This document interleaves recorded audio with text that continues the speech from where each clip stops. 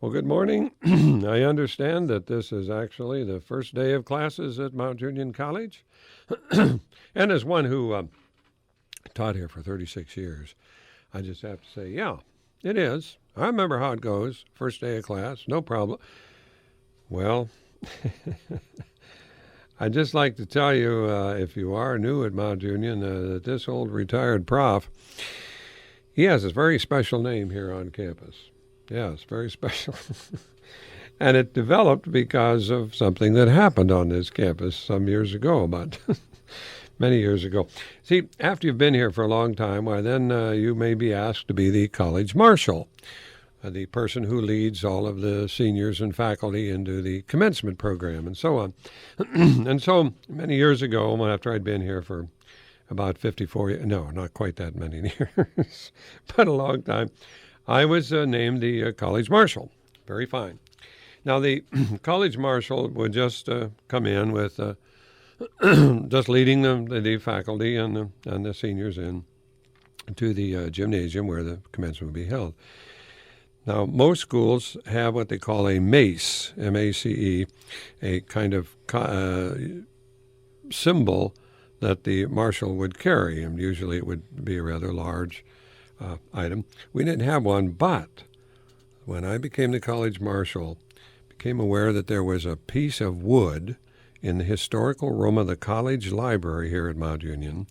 This piece of wood, a 2x4, from the original building of the college, which was in 1847.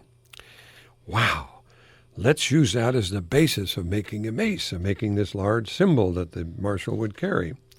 And so the head of the art department designed the mace, and a carpenter in town put the all together. It had the lamp of knowledge and other things on. Still does. It's being used. All of you, when you graduate, the same mace will be used by whoever is the college marshal. Yes. But the core of this mace, which was about 4 feet long, the mace that you would hold, was this 2x4. It was cut down. It was smaller than a 2x4. Because the whole mace is not much more than about, maybe 3 inches thick, something like that, and about 4 feet long. That's the college symbol. Well, so this was done. The day before commencement, the then president of the college here, not our current president, Mr. Colbrander, he called me into his office the day before, and he said, now Lyle, after the degrees are given, I want you to come forward and hold the new mace while I explain the historic significance of it. Okay, that's fine. We'll do that. And so I think we had an astronaut as a speaker at commencement that day. But after he had spoken, after the degrees were given, then and I had led the entire group into the gymnasium, thousands of people in there. I was holding this lovely mace, symbol of the college, the core of which was this piece of wood, trimmed down, but it was the piece of wood from the original building, long since gone, but from 1847. Will the college marshal please step forward? And I stepped forward and picked up the mace that was in a stand there, and then it happened. I acquired the name that I'm still known as, although I've been in retirement here now for 8 years at Mount Union. What the president said probably sounded fine to his secretary when he read it to her, or to himself when he read it, but you can see what I am holding this mace, the core of which is the historic piece of wood from 1847, the first building. It was in the first building the college ever had. And the president continued speaking. He never realized what he said as he opened this up, and I'm holding this, and he said, "Ladies and gentlemen, you see before you now a genuine relic of Mount Union College." I'm holding the genuine relic, but everybody starts laughing, and I'm saying, not me, this, not me, this. I'm pointing to it. Of course, I couldn't shout. I couldn't speak. I just had to keep quiet, but I'm opening my mouth anyway. I'm known as the genuine relic of Mount Union College. President went right on making his little statement, never realized what it sounded like. Oh, but all the seniors then knew what it sounded like, and all my fellow faculty members did, and I think most of all the parents and families in the gymnasium. You see before you now a genuine relic of Mount Union College. As I continue my programs, as I've done for a long time here on WRMU, at this hour of the day, taping them ahead of time, the genuine relic is continuing for the fall semester. Greetings to all of you who are new here, all the freshmen. Any of the others, well, you may already have heard that account, but just want you to know that the genuine relic of Mount Union College says, welcome back to campus and have a very great autumn session here as a fall semester. I look forward to, who knows, maybe the genuine relic will keep on doing these programs for a long, long time. Let's see, how long would it take up to 2047? Back with you next week.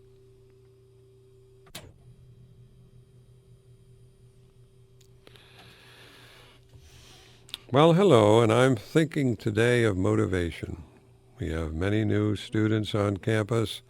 The college is, in its purpose, of course, is to educate, to teach, to have good, meaningful learning on campus. I think what's involved in a great deal of this is motivation. And why are you doing it? How are you doing it? And so on. And it isn't that everybody knows everything after they've been here for a semester or for 4 years, whatever it might be. No.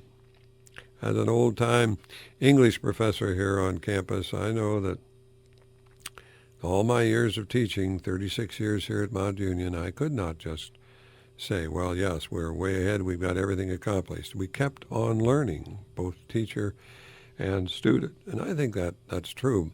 The purpose of learning, I think, is extremely important. Not that you're just going to make more money on your job, but a little more than that.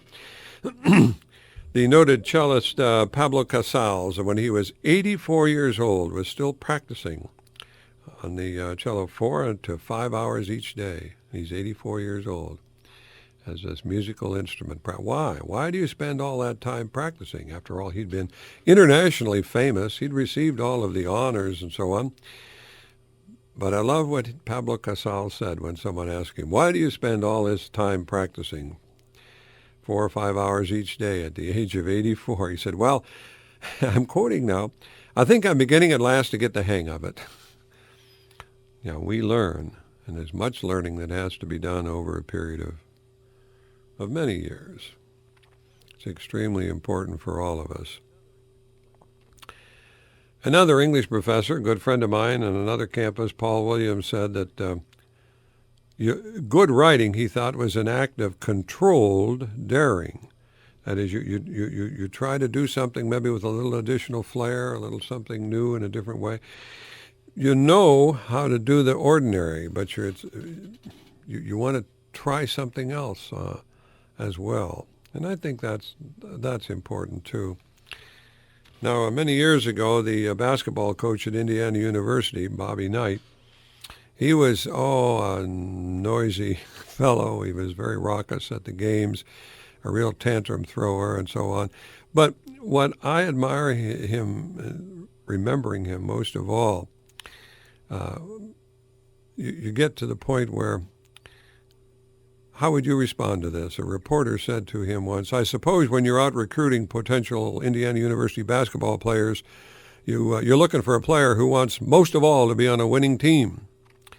And Coach Knight said, no, what I look for is a player who wants most of all to work hard enough to be on a winning team. To work hard enough. I think there's a difference in not just being on the winning team and working hard enough. That's what you want to do, to be on the winning team. Motivation. That's what it's all about. It's important. But the term is intangible. It's hard to pin down for all persons. I doubt that any dedicated teacher can truly give motivation to any student. I doubt that any supervisor can really just give it like a little package to an employee. It comes from within each student to learn, within each professor to learn as well, and to share effectively. I think that's the most rewarding part of all the business of learning. particularly on a college campus. It's the self-motivation, the motivation that each person has. And that motivation should continue, just like Pablo Casals. Whether you're a freshman at Mount Union this fall or whether you're 84 years old or more. Self-motivation. May all of you have it. Back with you next week.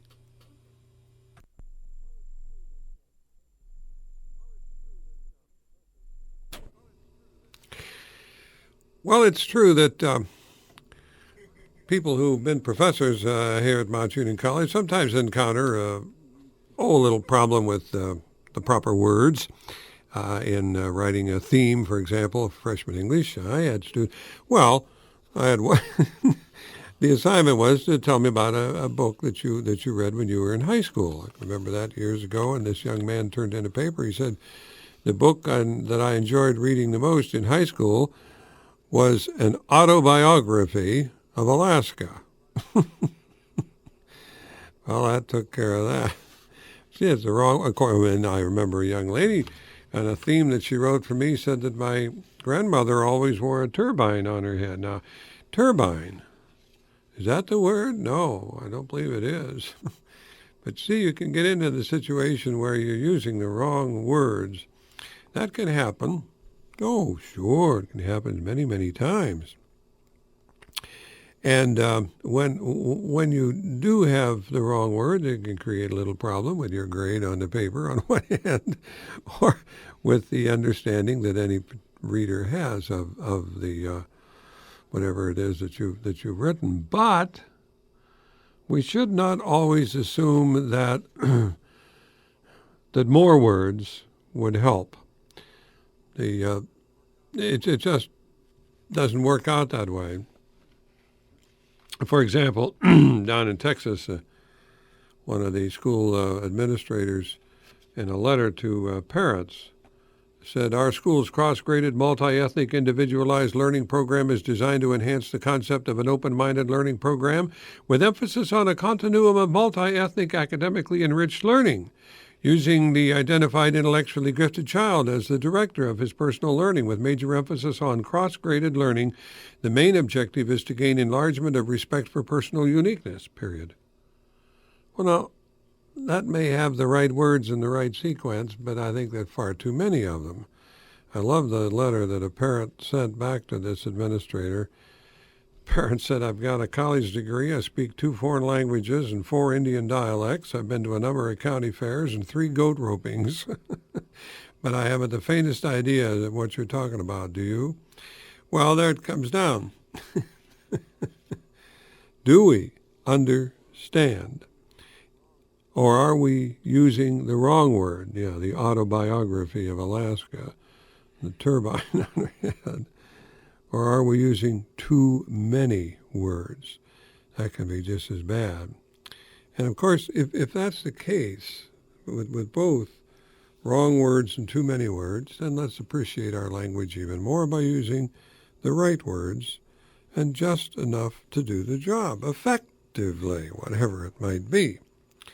I could go on here and talk about how lovely it is to conclude this program. It certainly makes me feel a lot better to know that I've done the program because without any question I have established myself, and go on and on and on. I think it'd be better just to say back with you next week.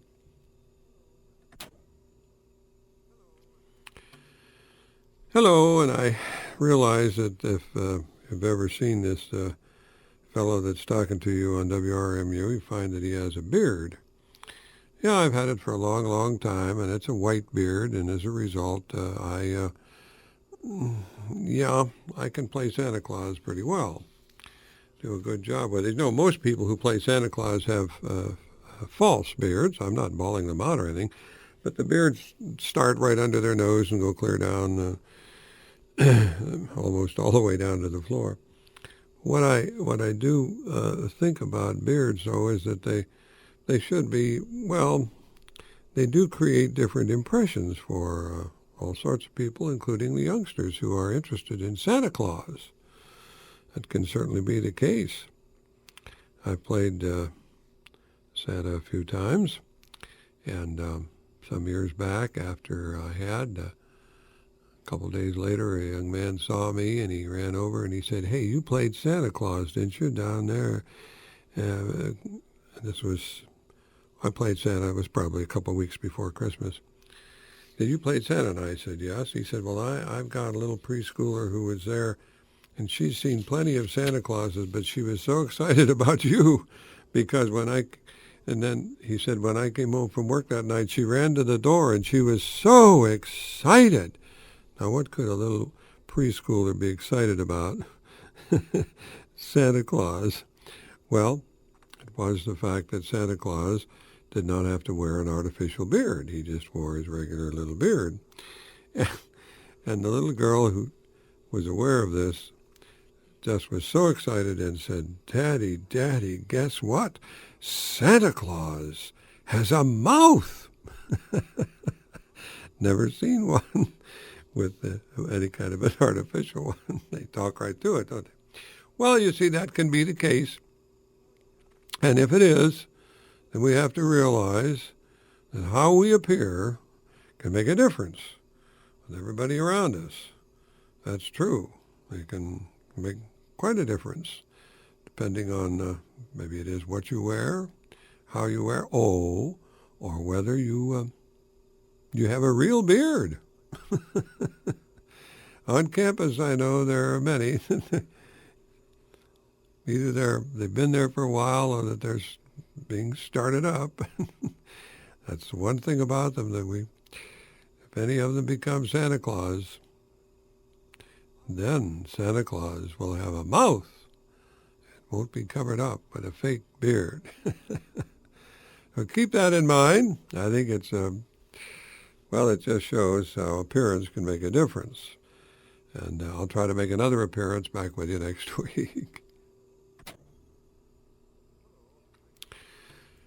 Hello. I'd just like to comment briefly here today on the matter of, you want to be on a winning team, don't you? Whatever it is, football, basketball, baseball, whatever it might be.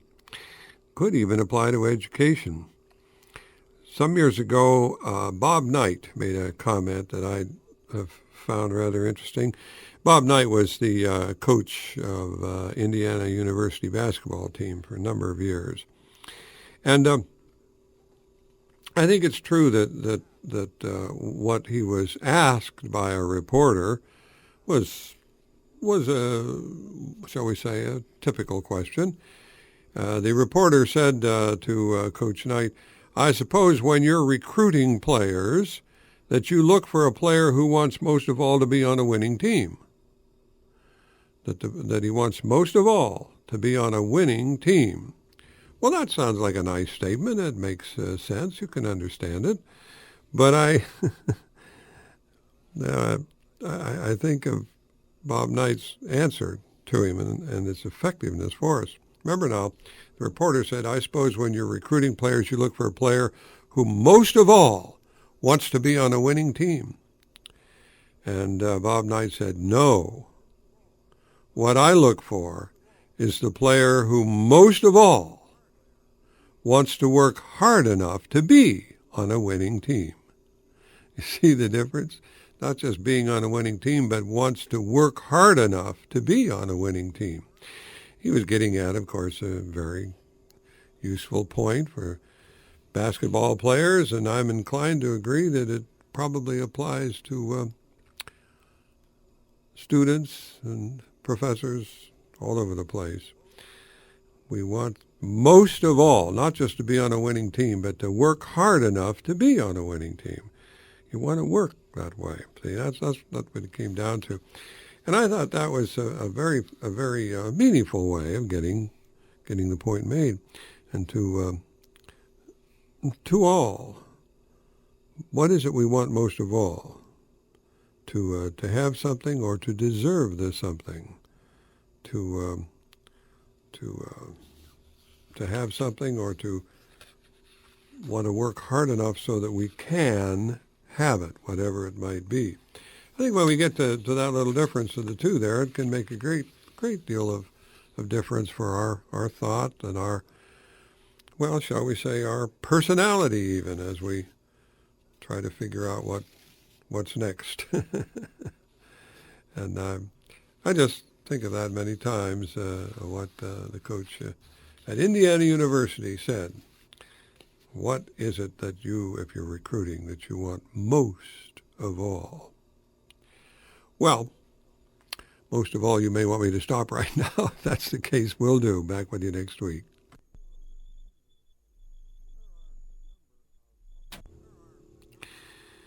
There are a number of publications that are dedicated to language and to the usage of those over 600,000 words that we have in the English language. One of the more scholarly ones is a language quarterly titled Verbatim. It comes out of Indianapolis.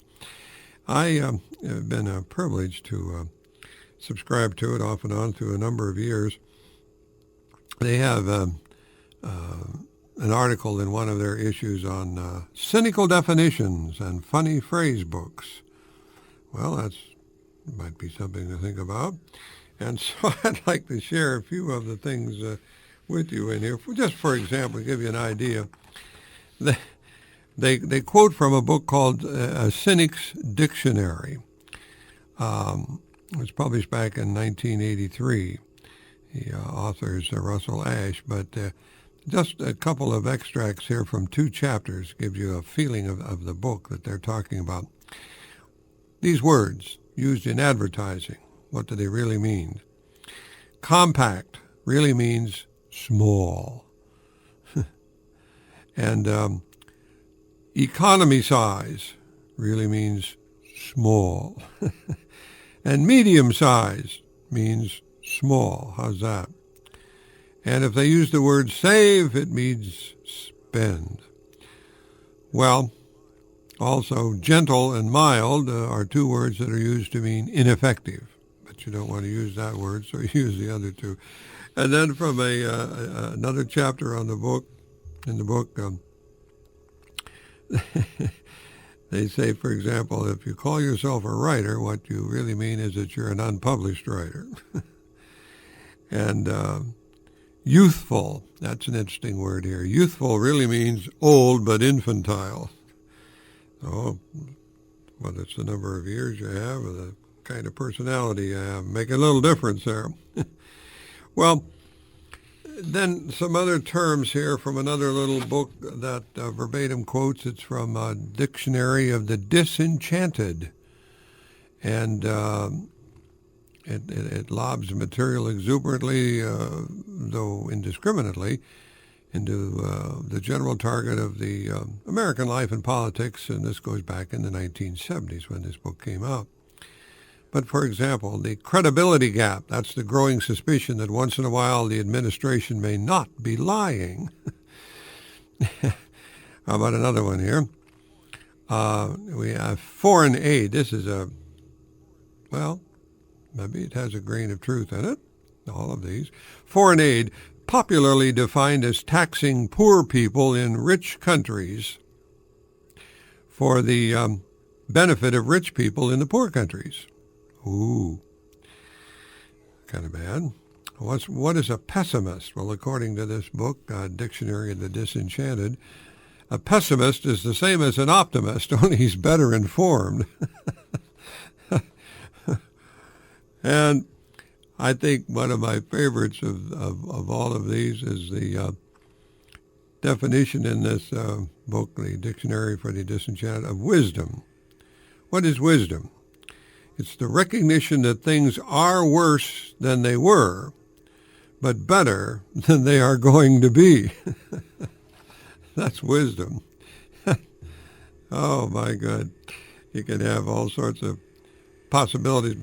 I think that reading Verbatim and other books and publications, magazines, that have to do with language is extremely important for all of us, because we depend on language, and sometimes we use words that are just a bit different, let's say, than what others would use in that particular situation, and that's what gives us maybe it's a little personality, if nothing else, huh? Well, I think the way we use the words are very, very important. And the more we learn about words, the more opportunities we have and the different ways we have of using them. I'll bring this little session with you to a close here with a... Well, they quote in this verbatim publication here sometimes some of the misuse of words that appear. And from a issue of the Boston Globe back in 1992, they were making reference. It was a medical consultant. They were saying that a medical consultant in a growing company, they're looking for an employee here. They've got an ad for him for a medical consultant in a growing company which manages medical malpractice. So, if you know what malpractice means, of course. Who would want the job for that, where your whole business there is managing medical malpractice, the wrong way to do it? Well, I think the right way for me to conclude now is to say that's it for today. Back with you next week.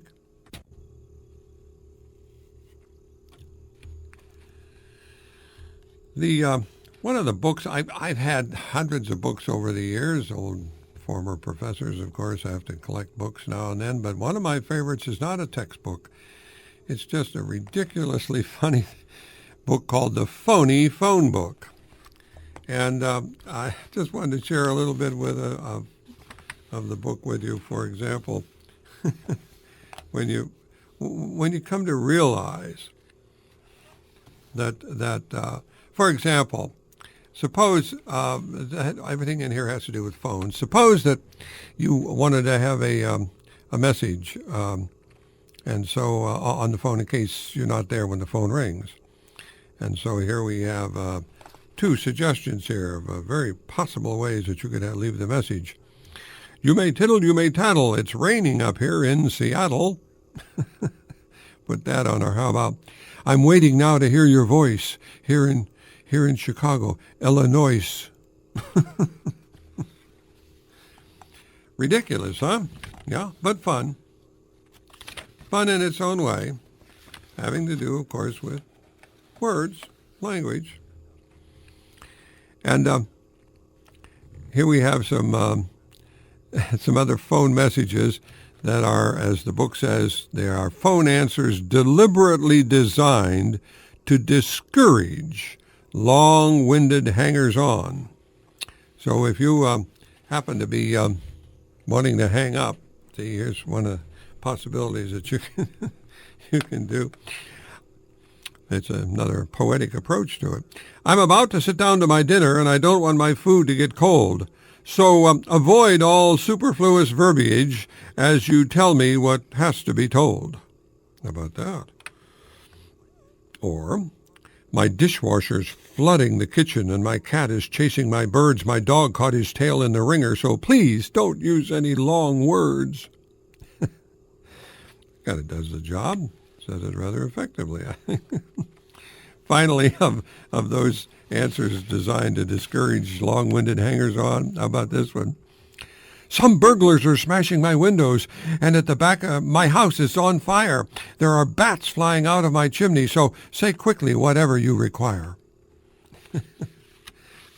Might get a little attention to do it that way. In the Phony Phone Book.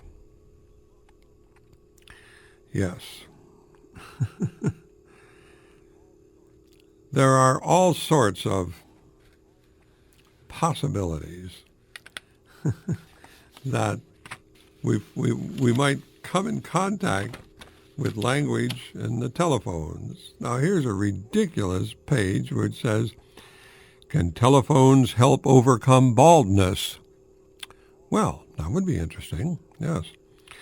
And they say here, 6 months after telephone service came to Eagle Point, Oregon, Mr. T.G. Staley of that city claimed frequent use of the telephone caused all his hair to grow back in again.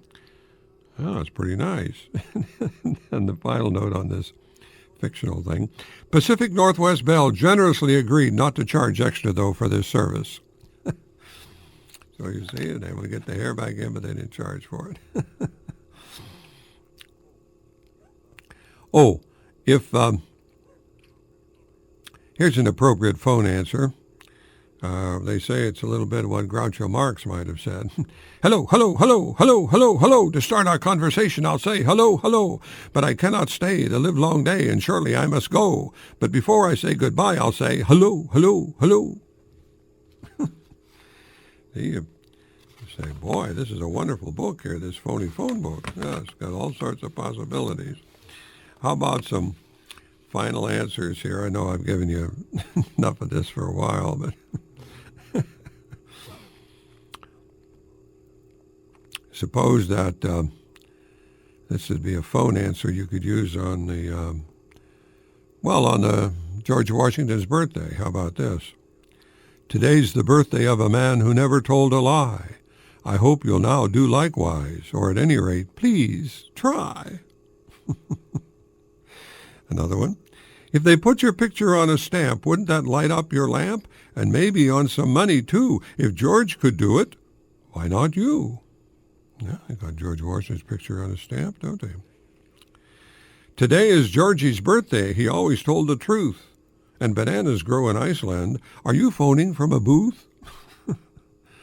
Well, finally, to wrap up things here today with you, I've got two more here, and these are phone answers for holidays. For example, for Easter, you might have this for your phone answer.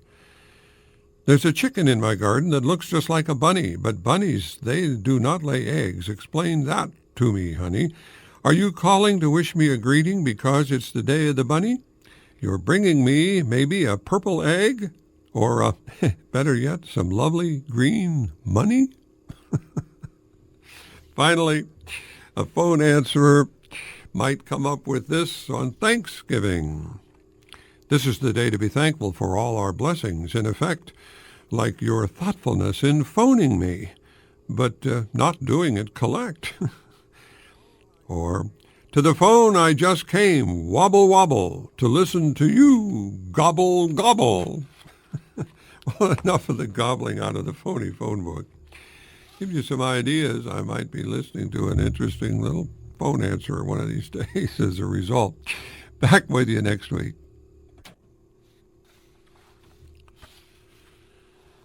There is a very good book that is titled Anguished English. And since I like language usage so much here, I have a copy of that book. It's an anthology of accidental assaults, you might say, upon our language. And Dick Lederer is the author of the book, and he's got some wonderful possibilities of how we might find this type of activity. Incidentally, Dick Lederer has a PhD in linguistics, and he taught in Concord, New Hampshire. But my goodness, he's been involved in newspaper columns and over 500 articles and books. How about that he's published? Well, let me give you an idea, just to share with you some of the items here. First of all, some classified classics. He said, now these are ones that these are true. These actually happened. So lost, small apricot poodle, reward, neutered like one of the family. And the dinner special ad, turkey, $2.35, chicken or beef, $2.25, children, $2. Get a load of that one. Well, we've got some more here. There's another ad here. I think it's for a dog, but Great Dames for sale. D-A-M-E-S. That certainly can. Well, how about this one? Speaking of dogs, here's a little ad. Dog for sale. Eats anything and is fond of children. Don't see how he'd keep being hungry if he ate that much, huh?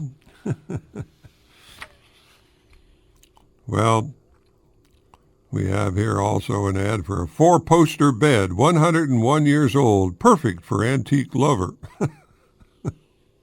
Oh, my. How about this little ad here? Man wanted to work in dynamite factory. Must be willing to travel. Boom. I guess that's the case on that one. Well, anyway, let's see here. We've got more, yes. Here's a little ad here for a man wanting a job. He says, man, honest, will take anything. Yes. Well, how about this? A toaster for sale, a gift that every member of the family appreciates. Automatically burns toast. Does everybody in the family like burnt toast, I guess? Could be. Well, anyway, we have an ad here. Figure this one out. They're having their semi-annual sale after Christmas. I'm sorry, it's the semi-annual after Christmas sale. Oh, never mind. I blew that one myself. Well, but if you had Christmas twice a year, I guess it would work. These things are... There was one that that Mr. Lederer got off the radio that suggests a real problem with trying to say it the right way. Ladies and gentlemen, now you can have a bikini for a ridiculous figure. I think it was cheap. Never quite sure. How about, here was a little sign. Yes.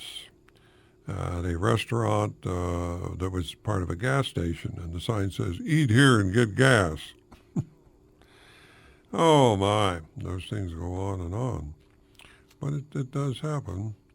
In a Michigan restaurant, there was a little sign he saw, the early bird gets the worm. Special shoppers luncheon before 11 a.m.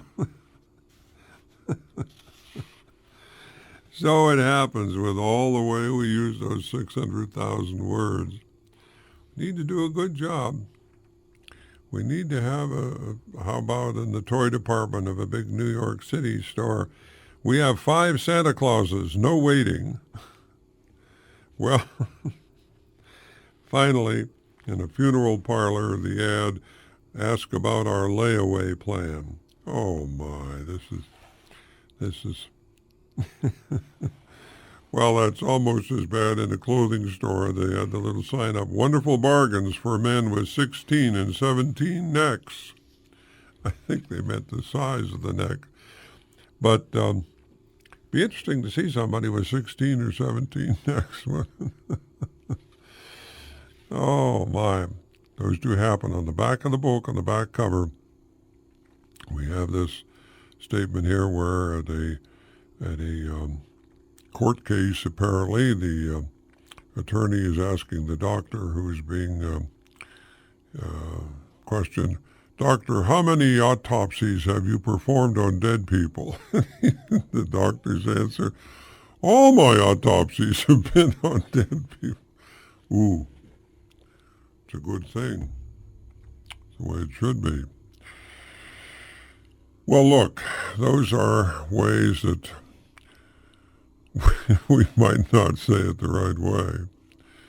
Therefore, I might not say it the right way if I say, I think it's time to go away.